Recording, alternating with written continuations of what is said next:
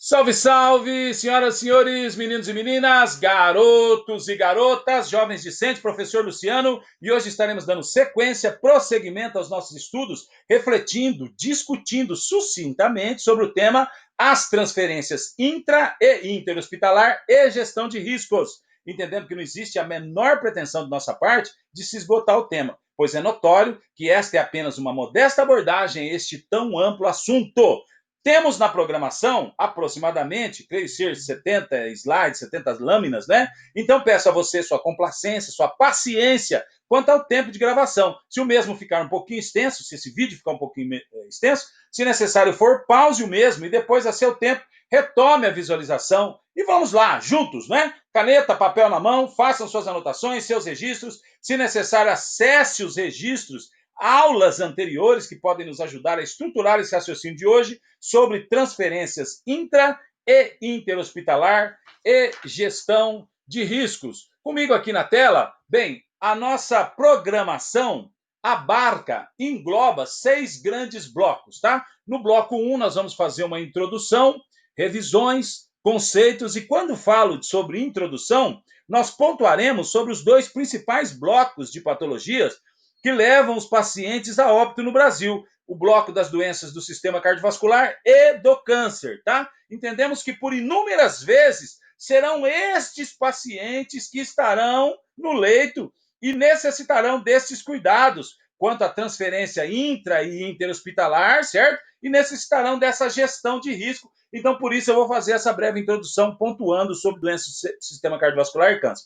Depois, no item de número 2, vamos discutir propriamente dito gestão de riscos e segurança do paciente. No item de número 3, nós vamos discutir um pouquinho sobre as 6 metas internacionais de segurança do paciente, ou seja, identificar corretamente o paciente, melhorar a comunicação entre profissionais de saúde, melhorar a segurança na prescrição, no uso e na administração de medicamentos. Item 4, assegurar cirurgia em local de intervenção, procedimento e pacientes correto. Item 5, higienizar as mãos para evitar infecções. Item 6, reduzir o risco de quedas e úlceras por pressão. Então, no item 1, vou fazer a introdução, revisões e conceitos. Item 2, gestão de risco e segurança do paciente. Item 3, eu vou falar sobre as 6 metas internacionais de segurança do paciente que eu acabei de pontuar.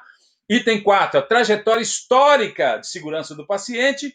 Item 5, nós vamos discutir tipos de transferência hospitalar, ou seja, intra e interhospitalar. E o item 6, atividades para fixação do conhecimento. Então, durante essa aula, eu preparei diversas atividades para a realização. Vamos supor, você vai fazer um teste seletivo, um concurso. Então, eu preparei diversas atividades para a fixação desse conteúdo que nós estamos discutindo aqui comigo. Na tela, então, estas 6 metas internacionais de segurança do paciente, que eu acabei de pontuar: identificar corretamente o paciente, melhorar a comunicação entre profissionais da área de saúde, melhorar a segurança na prescrição, assegurar cirurgia em local de intervenção, procedimento e pacientes corretos, higienizar bem as mãos, evitando infecções, e reduzir o risco de quedas e úlceras por pressão. Então, estas são as nossas, né, metas internacionais de segurança do paciente. Item 1, então, da nossa programação: introdução, revisões, conceitos, né, e algumas, todo item eu coloquei aqui algumas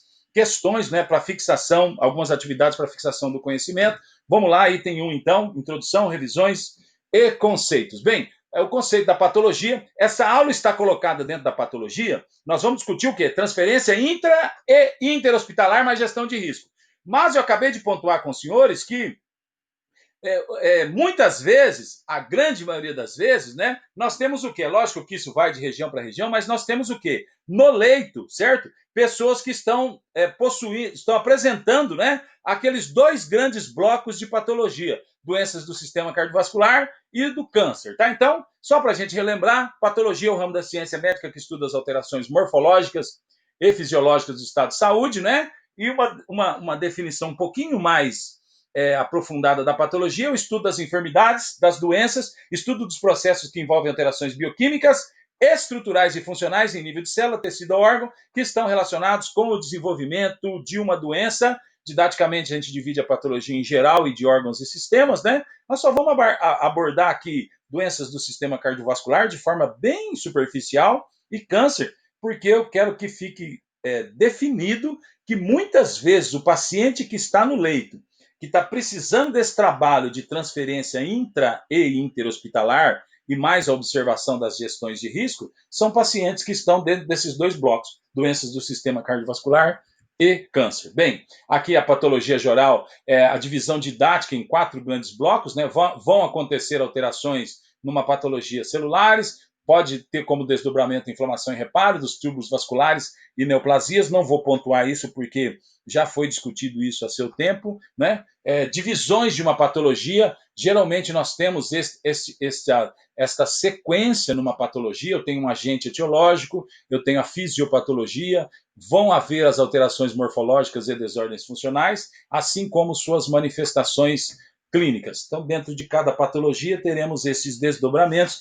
Trouxe aqui um conceito para os senhores acompanharem comigo, né, sobre prevalência e incidência. O que é prevalência e incidência? Essa é apenas uma simples definição, né, porque nós estamos discutindo o quê? A nossa aula é sobre transferência intra e interhospitalar e gestão de risco. Então é importante a gente saber prevalência e incidência de algumas patologias em particular, né? Ambas são medidas de frequência de ocorrência de doença. Prevalência mede quantas pessoas estão doentes, incidência mede quantas pessoas tornaram-se doentes. Ambos os conceitos envolvem espaço e tempo, quem está ou ficou doente num determinado lugar, numa dada época. Comigo aqui na tela, a justificativa, uma das justificativas para a discussão desse tema, né? Desse tema que nós estamos abordando hoje, a transferência intra e interhospitalar e gestão de riscos, né? Então, dentro desse contexto, uma justificativa, né? O grande número de situações de intercorrências com danos, certo? Passíveis de serem evitadas dentro desse raciocínio aí das transferências intra e interhospitalar e gestões de risco. Bem, também mais uma justificativa ainda para a discussão, quando eu coloco para vocês que nós vamos discutir 2 grandes blocos, né, doenças do sistema cardiovascular e câncer, é importante a gente entender o quê? Que desde o momento que nós estamos discutindo essa aula, você já pode atuar antes do paciente desenvolver a patologia. Se a gente já sabe que a maioria dos pacientes que vão estar lá são através de doenças do sistema cardiovascular e câncer, né, da oncologia, então a gente pode atuar de forma preventiva, né, evitando sérias complicações, tá? É entendido por nós que todo paciente pode se fragilizar de forma intensa, né, em qualquer patologia, né, mas existem patologias que mais produzem estas intercorrências, né? Então, aqui só os dados, né, das doenças que mais causam morte no mundo em 2016, doenças do sistema cardiovascular e o câncer, conforme pontuado, né? Dentro desse mesmo raciocínio, eu quero seguir discutindo com os senhores, como nós estamos falando de doenças do sistema cardiovascular, não vamos esquecer que viscosidade do sangue está diretamente ligada a doenças do sistema cardiovascular. O aumento da glicose, o aumento da glicemia, a desregulação da glicose no organismo, está ligado com o aumento de viscosidade e doenças do sistema cardiovascular. Dislipidemias, alteração no perfil lipídico, né, as alterações do perfil lipídico, por exemplo, alteração no colesterol, suas frações, triglicerídeo, certo? Estão ligadas de forma íntima ao aparecimento e desenvolvimento de doenças do sistema cardiovascular.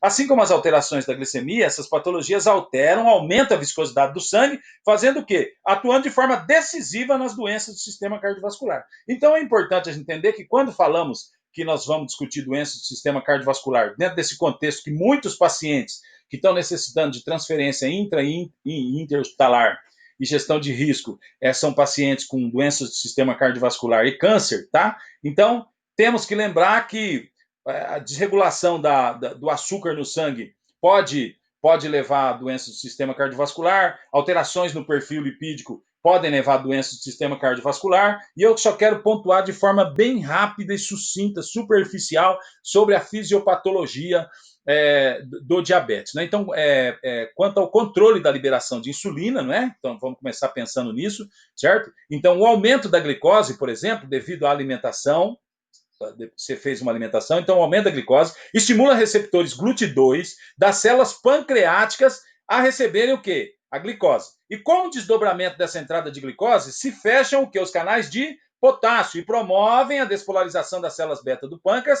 Com esses canais, então, de potássio fechado, a quantidade de cálcio dentro da célula aumenta. Então, ocorre o quê? Uma abertura desses canais, certo? Desses canais de cálcio. Isso estimula o quê? A exocitose dos grânulos de insulina, e que é só para pontuar o mecanismo do quê? Dos medicamentos que nós chamamos de sulfonilureias. Dentro desse contexto, agora com a insulina liberada, os tecidos insulino dependentes, quais são esses tecidos insulino dependentes, certo? Principalmente muscular e adiposo. Agora vão se valer dessa insulina para utilizar a glicose como fonte energética dentro daquele conhecido processo, né?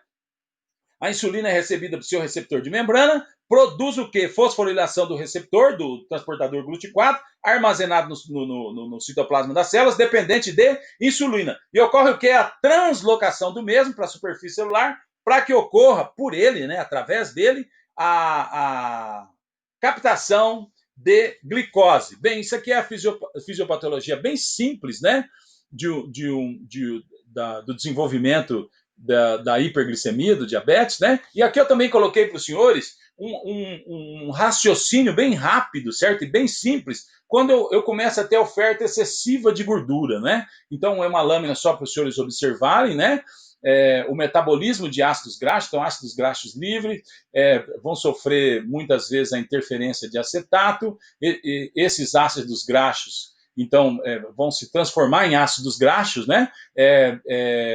Através da esterificação pelo alfa-glicerofosfato, esses ácidos graxos vão se transformar em triglicérides e por conjugação com uma apoproteína, eu vou ter lipoproteínas e ela disponível na circulação e, consequentemente, um aumento desses lipídios na circulação. Estou discutindo com vocês um pouquinho da fisiopatologia do diabetes, da hiperglicemia, na realidade. Estou discutindo com você um pouquinho da fisiopatologia que pode acontecer a oferta excessiva de gordura. Por quê? Porque essas duas patologias estão ligadas diretamente ao aumento de viscosidade no sangue e, consequentemente, ao aumento de doenças, ou a possibilidade do aumento de doenças do sistema cardiovascular. Comigo aqui na tela, então, eu só gostaria de deixar aqui definido com os senhores o acúmulo de gordura, o acúmulo de viscosidade, o aumento da viscosidade, né? E também de placas, né? De placas de ateroma. Então, nós temos um perfil lipídico, né? Uma parte do nosso perfil lipídico chamado LDL. Esse LDL, ele por estresse oxidativo, disfunção imune ou um processo inflamatório, esse LDL se oxida, ele vai ser reconhecido pelos nossos macrófagos, certo? Como algo estranho, e esse macrófago, após fagocitar o LDL, vai formar células espumosas, células, e, consequentemente, dando seguimento às placas de ateroma. Então, eu estou só pontuando que a alteração de glicose aumenta a viscosidade no sangue e pode estar ligado diretamente à doença do sistema cardiovascular. Lipídios, em particular LDL oxidado, pode ser fagocitado por macrófago, formando células espumosas, e dentro da medicina funcional é um raciocínio da possível formação de placas de ateroma, e também ligadas às doenças do sistema cardiovascular. Trouxe de forma bem simples esse pensamento, porque a ideia é discutir transferência intra e interhospitalar e gestão de risco. Quem é o paciente que geralmente está lá? Pacientes que apresentam doenças do sistema cardiovascular e câncer, tá? Então só estou trazendo a fisiopatologia para trazer a memória. Aqui eu não vou seguir repetindo com os senhores, mas fica aqui para a sua apreciação. O quê? Os elementos, nós usamos o termo os elementos do câncer, elementos que vão estar alterados em pessoas que apresentam o câncer, tá? Então, às vezes 1, 2, 3, 4, 5, 6 itens destes elementos que vão estar alterados em pessoas que apresentam o câncer. Por que é que eu estou discutindo isso? Estamos discutindo transferência intra e interhospitalar e gestão de risco, e nós estamos só refletindo que muitos desses pacientes que estão no leito são pacientes que estão precisando dessa transferência intra e interhospitalar, são pacientes que apresentam doenças do sistema cardiovascular e câncer. E dentro desse contexto, trouxe aqui para vocês também refletirem os elementos do câncer. Elementos que vão estar alterados em pacientes que apresentam massa tumoral, câncer, né? Aqui eu só coloquei para vocês um item para a gente entender que eu preciso de fatores de iniciação, certo? Para desenvolver o câncer, e eu preciso de fatores de promoção, uma combinação entre iniciação e promoção. Aqui só o item 1, para a gente não estender muito essa nossa discussão. Por exemplo, o item 1, tá? Eu tenho o fator iniciador, representado com um X. Tenho o fator promotor, mas não tenho sequência, o senhor vai ver lá na lâmina do lado direito, o descritivo do lado direito, a ausência de tumores, tá?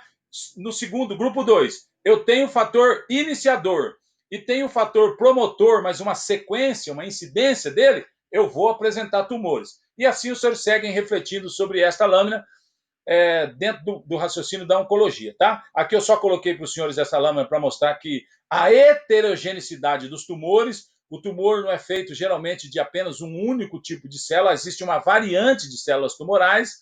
Aqui só para os senhores saberem e estarem acompanhando o raciocínio comigo que nós temos, quando falamos de câncer, eu posso ter o câncer in situ, ou seja, o câncer não atravessou a membrana basal, e quando ele atravessa a membrana basal e pode ganhar daí a circulação, né, nós chamamos de câncer invasivo. Então, quando ele está in situ, ele está apenas a nível de camada de epitélio, né? Quando ele passa a membrana basal e avança para tecido conjuntivo, onde tem vasos, né?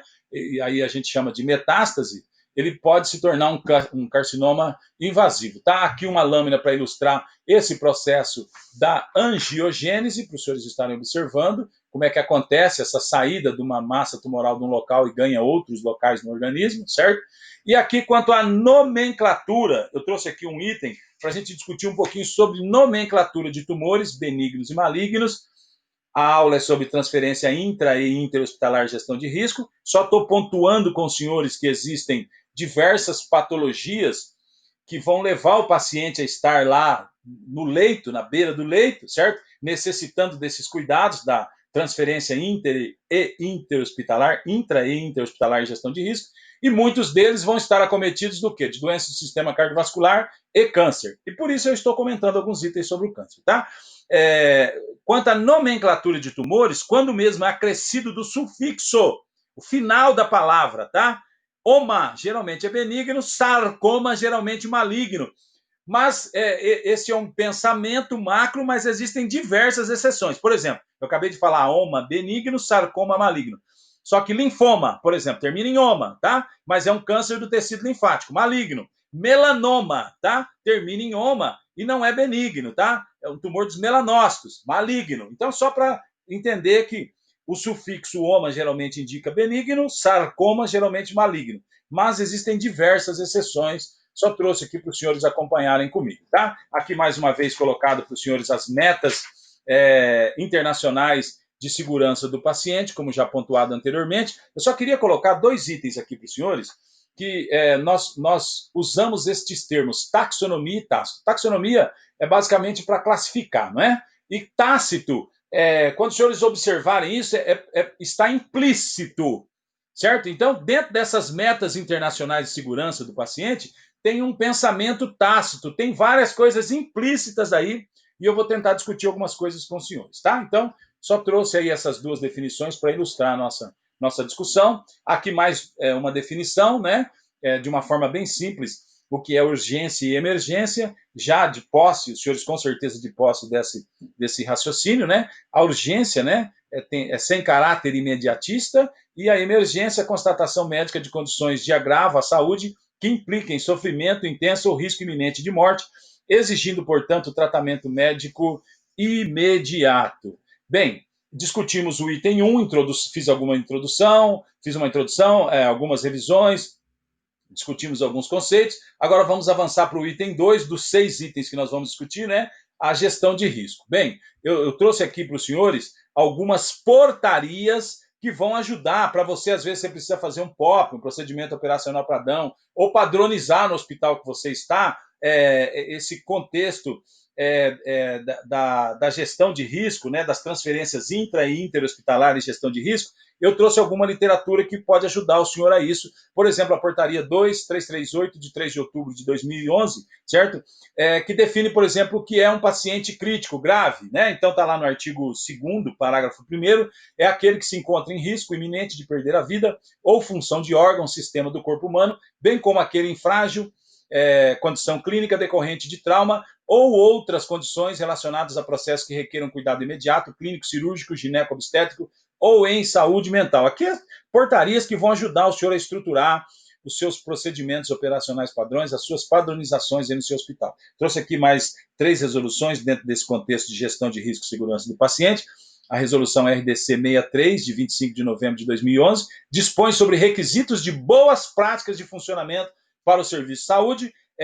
A portaria 529, de 1º de setembro de 2013, institui o Programa Nacional de Segurança do Paciente, e também a resolução RDC 36, de 25 de julho de 2013, institui ações para a segurança do paciente em serviços de saúde e dá outras providências. Então, algumas literaturas que vão somar com os senhores, não são as únicas, mas vão somar com os senhores na construção dos seus POPs, das suas organizações a nível de transferência intra e interhospitalar e gestão de risco. Discutimos o item 1, introdução, revisões e conceitos. Discutiu o item 2, gestão de risco e segurança do paciente. Agora o item 3, as 6 metas internacionais de segurança do paciente, né? Protocolos, né? As metas 1, 2, 3, 4, 5 e 6. Vem comigo aqui na tela. Item 1, identificar corretamente o paciente. É o primeiro, né, passo para uma assistência segura. Utilizar sempre 2 indicadores, então nome completo do paciente e outro, exemplo, data de nascimento. A identificação correta salva vidas. Devemos sempre confirmar a data de nascimento e o nome do paciente. 2, melhorar a comunicação. Para uma assistência segura, é necessário que a comunicação seja eficiente entre os profissionais da área de saúde e setores, né? Garantindo que essas informações sejam transmitidas de forma completa e clara para dar continuidade no cuidado do paciente. A comunicação é a chave para uma assistência segura. Item 3, melhorar a segurança na prescrição, no uso e na administração de medicamentos. Falhas no processo de medicação são situações frequentes que ocorrem no mundo todo. Uma das principais causas envolve a administração equivocada relacionada à dose, à via de administração e ao tipo de droga. É necessário ter atenção no manuseio, na prescrição e na administração dos medicamentos para garantir que esses erros não ocorram. As informações técnicas sobre medicamentos ofertados pela farmácia clínica contribuem diretamente para a segurança dos nossos pacientes. Item 4, dentro das metas internacionais de segurança do paciente, assegurar cirurgia em locais corretos. Antes do início de qualquer procedimento invasivo, verifique a identificação precisa do paciente, marcação do local cirúrgico, quando for indicada, e a adequação dos equipamentos e recursos necessários. Confirme o procedimento a ser realizado e a obtenção do consentimento informado, TCLE.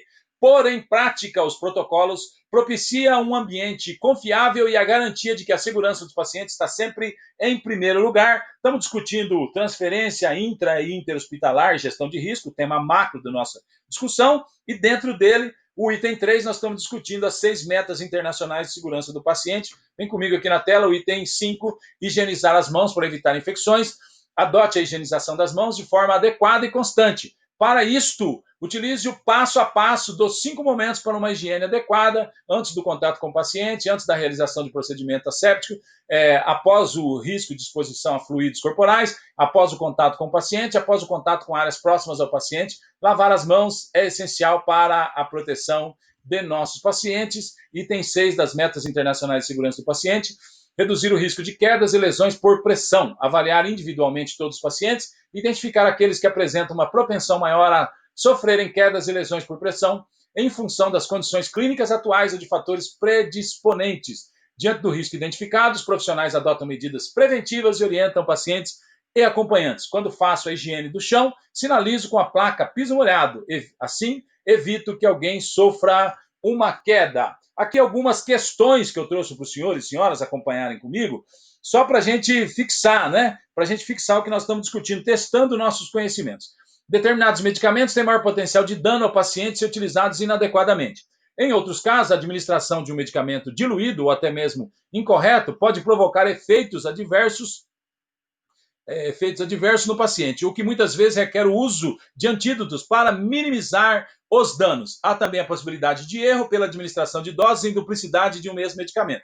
Para o melhor gerenciamento desses problemas, existem estratégias efetivas, bem como um sistema de notificações unificado proposto pela Anvisa, os quais são exemplificados, respectivamente, a seguir. Tem o item 1 e 2, tá?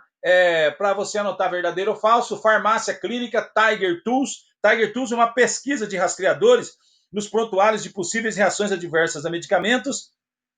A conciliação medicamentosa e o Notivisa, sistema criado pela Anvisa para receber notificações de incidentes, eventos adversos, queixas técnicas, tá? Então a resposta correta é a 1, ela é verdadeira, e a 2 não é verdadeira. Farmácia terapêutica, conciliação diagnóstico, terapêutica de medicamentos, sistema Anvisa, esta é falsa. A resposta correta, então, dessa questão que está aqui na lâmina 37, a 1 é verdadeira e a 2 é falsa. Comigo aqui na tela, está aqui a resposta, pus para vocês verdadeiro e falso. Tá? Item 2, testando nossos conhecimentos. A construção do conhecimento em torno da gestão de risco, assistenciais e da segurança do paciente cursou com o surgimento de terminologias próprias e padronização da linguagem, consolidando-se no campo dos saberes como disciplina da saúde. A respeito disso, o conceito de evento adverso está relacionado ao conceito de efeito adverso está relacionado ao. Então, qual é verdadeiro e quais são falsos? Incidente com dano ao paciente, verdadeiro. Incidente que quase atingiu o paciente, falso. Incidente que quase atingiu o profissional de saúde, falso. Certo? Então, isso os senhores devem observar. A questão 1 aqui, a 1 é verdadeira. Então, essa terminologia, né? O conceito de evento adverso é incidente com dano ao paciente. Comigo aqui na tela. Então, verdadeira a 1, a 2 e a 3, falsa. Mais uma questão, então. Devido aos ruídos presentes no contexto da comunicação praticada durante os processos de assistência à saúde, é necessário estabelecer estratégias de comunicação sistemáticas com vistas a minimizar confusões e erros com potenciais danos ao paciente. A esse respeito, uma estratégia importante propõe um método de comunicação que inicia com a identificação do profissional interlocutor, que reporta a situação e segue para o relato do histórico do paciente, background, a avaliação e, por fim, para a recomendação profissional. Tal método é sintetizado no acrônimo. Então, qual é o acrônimo? SBAR, BAR ou PICO? O SBAR é uma ferramenta de comunicação, tá? O I significa identificação, certo? O S é a situação atual, né? O B significa os antecedentes, o background. O A do SBAR, né? O A significa a avaliação, situação sobre o estado do paciente. E o R, as recomendações, tá? Então, sempre entendendo que existe... eu fiz uma particularização de cada letra, né? Mas é importante entender que essa pode haver a passagem, né? Passagem por tarefa, passagem por grupo, passagem por subgrupo, né? E dentro desse contexto, esta sigla aí, esse acrônimo, né? É utilizado dentro do contexto pontuado com senhores e senhoras. Então, a 1 é verdadeira, a 2 falsa e a 3 falsa, ainda dentro desse raciocínio, testando nossos conhecimentos. Assinale V para verdadeiro e F para falso, né? O conhecimento hospitalar estruturou-se em torno dos conceitos de limpeza e asepsia. A esse respeito, são nomes importantes na trajetória histórica do controle de infecção. Aqui tem a questão 1 e 2. A resposta correta está na 1. Joseph Lister, Florence Nightingale, Didier Pitet. Então, o Joseph Lister é um médico cirurgião, né? Pioneiro nas técnicas de antisepsia nas cirurgias. Florence Nightingale, né, britânica, se não me falha a memória, uma enfermeira precursora na enfermagem, da enfermagem moderna, né? E o Didier Pitet, suíço, né, especialista em doenças infecciosas. A 1 é verdadeira e a 2 é falso. Seguindo aqui o nosso raciocínio, para testar, para fixar o nosso conhecimento, algumas questões, né? Durante o processo de assistência operatória, que geralmente tem início com planejamento cirúrgico, realizado prévia e ambulatorialmente, determinados elementos são indispensáveis à garantia da segurança do paciente, estando presentes no protocolo de cirurgia seguro. A saber, tem os itens 1, 2 e 3. Qual é verdadeiro e qual é falso? Item 1 é verdadeiro. Termo de consentimento livre esclarecido, marcação de lateralidade, profilaxia antimicrobiana cirúrgica. 1 é verdadeiro. A 2 e o 3 é falso. Termo de liberação nutricional, marcação de cirurgia, profilaxia tromboembolismo pulmonar. Está errado. 3. Termo de assentimento livre esclarecido, marcação da data de cirurgia, profilaxia de trombose venosa profunda. Então, a 1 é verdadeira, 2 e 3 é falsa. Comigo aqui na tela tem as respostas depois, né, do teste, eu preciso deixar registrado. Diferentemente de um acessório que compõe o vestuário,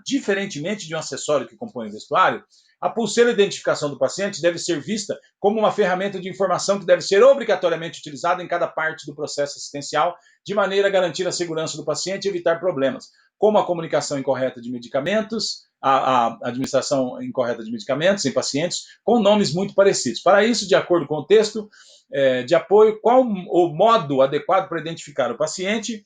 Qual o modo adequado, né? Então, uma é verdadeira, realizar a dupla secagem de pelo menos 2 identificadores do paciente, com o nome do paciente e número do usuário.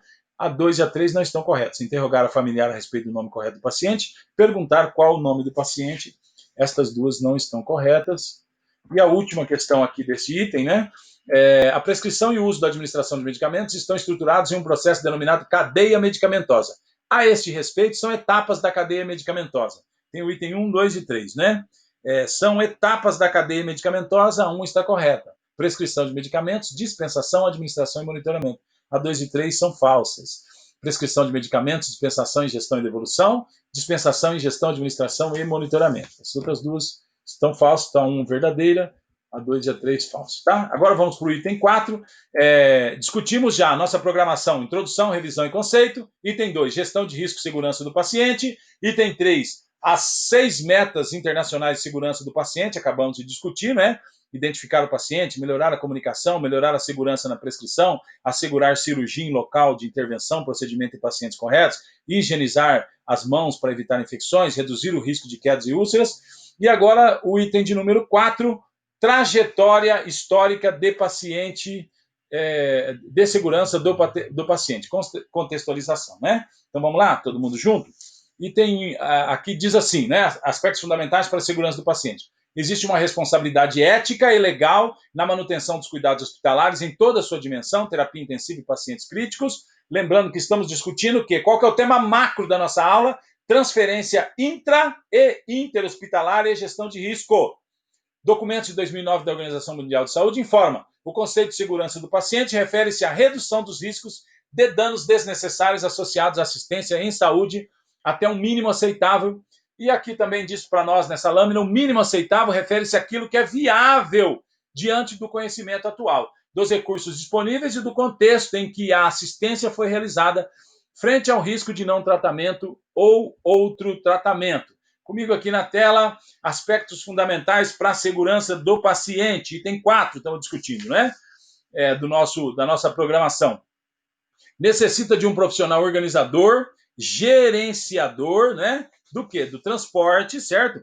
Então, ele pode ser levado de um lugar para o outro, certo? Letra B, transferência, na realidade é uma mudança, é uma troca, não é? Cuidados com a instabilização. Então, prestar atenção nas incertezas, nas inconstâncias, né? E a busca pela melhora contínua, sempre existem novos desafios. Então, nós temos que buscar a todo momento a melhora, tá?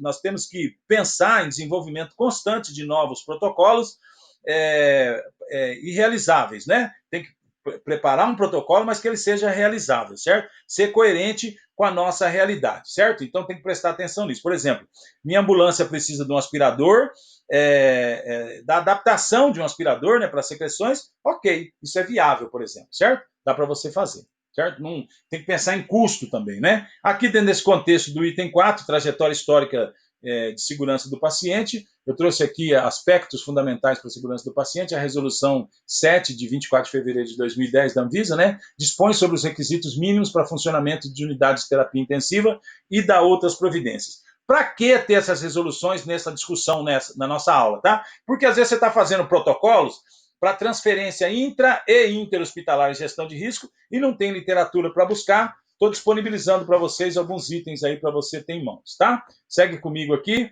Aspectos fundamentais ainda para a segurança do paciente, o item 4, né? Seguindo, então, aqueles itens que nós estamos pontuando, né? O que é a definição? Resolução 7 de 24 de fevereiro de 2010, algumas definições. Evento adverso, gerenciamento de risco, o que é um paciente grave? O que é um paciente grave? Paciente com comprometimento de um ou mais dos principais sistemas fisiológicos com perda de sua autorregulação, necessitando de assistência contínua. Então, tem algumas definições aqui, se você está criando, por exemplo, protocolos, tá? Aspectos fundamentais ainda para a segurança do paciente. Eu trouxe aqui para vocês um decreto-lei 38 de 92, você vai achar fácil na internet, é uma lei de Portugal, uma lei portuguesa. Mas eu não posso aplicar aqui porque não condiz com a nossa lei nacional, com a nossa Anvisa, tá? O que eu só queria dizer para você? Às vezes você está procurando parâmetros, você está procurando um norte para fazer protocolos, para criar diretrizes. Trouxe aqui para você uma literatura que você pode pesquisar. Tá? Aspectos, ainda dentro desse raciocínio de aspectos fundamentais para a segurança do paciente, resolução do Conselho Federal de Medicina 2077 de 2014 dispõe sobre a normatização do funcionamento dos serviços hospitalares de urgência e emergência, bem como do dimensionamento da equipe médica e do sistema de trabalho. Mas eu sou, por exemplo, enfermeiro, eu sou biomédico, eu estou criando um protocolo. Por que é que eu vou usar esse do Conselho Federal de Medicina? Para você ter um parâmetro, para você saber, poxa, isso aqui poderia estar no meu procedimento operacional padrão, na minha estruturação dos conceitos a respeito da transferência intra e interhospitalar e gestão de risco, para você ter os seus parâmetros. Eu vim trazendo alguns itens para você, tá? O conceito de paciente crítico, por exemplo, paciente que apresenta disfunção, falência de órgãos ou sistemas. Sua sobrevivência depende de meios avançados de monitorização e terapêutica. Habitualmente são doentes que, pela gravidade da sua situação clínica, necessitam de equipes altamente treinadas e especializadas, sendo necessária sua transferência para unidades hospitalares adequadas, com recursos técnicos indispensáveis ao diagnóstico terapêutico e continuidade de cuidados. Bem, discutimos o item 4, trajetória histórica de segurança do paciente, e agora vamos avançar para o item 5 e depois para o nosso último item 6, tá? Item 5, tipos de transferência hospitalar, intra e interhospitalar. Quando eu vou fazer essa transferência, observar a necessidade dos materiais, equipamentos e dos profissionais. O paciente pode necessitar de intervenções no decorrer do transporte intra e interhospitalar. Transporte intra-hospitalar é necessário para a realização de exames e diagnósticos, por exemplo, tomografia, ressonância, ou intervenções terapêuticas, angioplastia, cateterismo, ou para a internação em unidades de terapia intensiva UTI, ou para outro leito.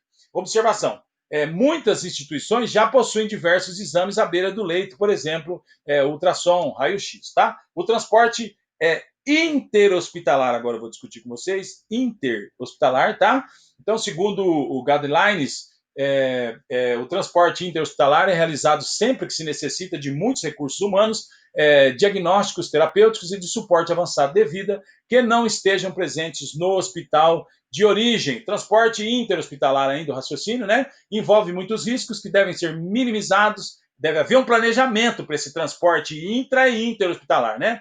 Passagem de cama, maca, falha no controle das funções cardiorrespiratórias, observar isso, né? Instabilidade fisiológica com prejuízo da oxigenação tecidual, hipertensão grave, arritmias, obstrução aérea, entre outros. Você precisa observar esses detalhes para que ocorra o transporte interhospitalar, tá? Então, eu vou pontuar aqui com vocês 4 tipos de transferências de uma forma bem simples, né? Dentro desse contexto, nós estamos discutindo dentro da patologia. Dentro da patologia, estamos discutindo transferência intra e interhospitalar e gestão de risco. Por quê? Porque dentro da patologia nós estudamos o quê?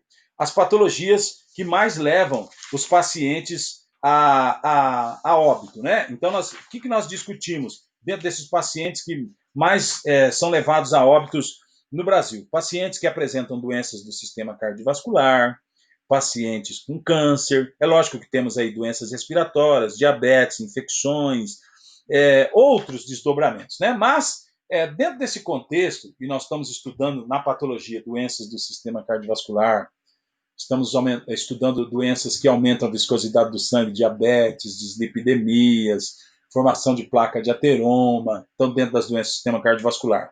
Também estudamos o câncer, certo? Então, estes pacientes, certo, vão precisar muitas vezes do quê? Realizar transferências intra e interhospitalar. Então, estamos discutindo de uma forma muito simples, até simplória, podia dizer, mas nós estamos discutindo essas transferências intra e interhospitalar, tá? Discuti com vocês, fiz uma introdução, discuti gestão de risco e segurança do paciente, discuti as 6 metas internacionais de segurança do paciente, discuti trajetória histórica de segurança do paciente, e agora eu vou discutir com vocês um pouquinho da transferência, tipos de transferência hospitalar intra e extra, tá? Então, 4 tipos de transferência: transferência sem retorno do paciente para fora da área de tratamento intensivo, tá? Então, da UTI, do centro cirúrgico e da sala de recuperação anestésica. Então, sem retorno. Pacientes com maior estabilidade hemodinâmica, sendo esta a transferência com menor perigo dentre os transportes intra-hospitalares. O principal cuidado é evitar o quê? A hipóxia. Cuidado com as vias aéreas, evitar diminuição da capacidade ventilatória. O item 2, dentro desses 4 tipos de transferência, né, dentro desse raciocínio simples que eu estou fazendo com vocês, transferências em um único sentido de um paciente por uma área de cuidados intensivos. Envolve o transporte de pacientes da sala de emergência, clínica ou de trauma, ou enfermaria para a UTI ou para o centro cirúrgico. Esta transferência deve ocorrer idealmente com o paciente estável, reposição volêmica, se precisasse, vamos supor, tá? Então ele deve sair estável. Um terceiro tipo de transferência, transferência de CTI para o centro cirúrgico com retorno à UTI, ocorre devido à necessidade de intervenção cirúrgica. E um quarto tipo de transferência, transferência da UTI para áreas não UTI e retorno do paciente à UTI. Envolve as transferências para procedimentos diagnósticos ou terapêuticos não cirúrgicos, principalmente para o setor de radiologia, por exemplo, tomografia e ressonância. Comigo aqui na tela, seguindo o raciocínio, fases de transferência, né? Fase preparatória. Deve-se avaliar a gravidade e a condição atual do paciente, promovendo a melhor estabilização cardiorrespiratória possível, coordenação e comunicação pré-transporte, qual a equipe que vai acompanhar. Item 2. Fase de transferência, manutenção da estabilidade fisiológica do paciente pelo monitoramento contínuo e prevenção para evitar iatrogenias. O que é iatrogenia? É definido como um estado de doença, efeitos adversos ou complicações causadas por ou resultantes do tratamento médico. Item 3, a fase de estabilização, fase da transferência, né? Fase de estabilização pós-transporte, exemplo, ventilatória, hemodinâmica, verificação de sinais vitais, ajustar drogas e nível de consciência está observando. Materiais e equipamentos para a estabilidade do paciente devem estar disponíveis, né? Dispositivos de ventilação, por exemplo, o uso de ambu conectado ao cilindro de oxigênio, é outra opção de ventilação. Cilindros de oxigênio com carga suficiente para ir e volta, tem que prestar atenção nisso, se vai ter, vou fazer a transferência, tem oxigênio para ir e voltar, né?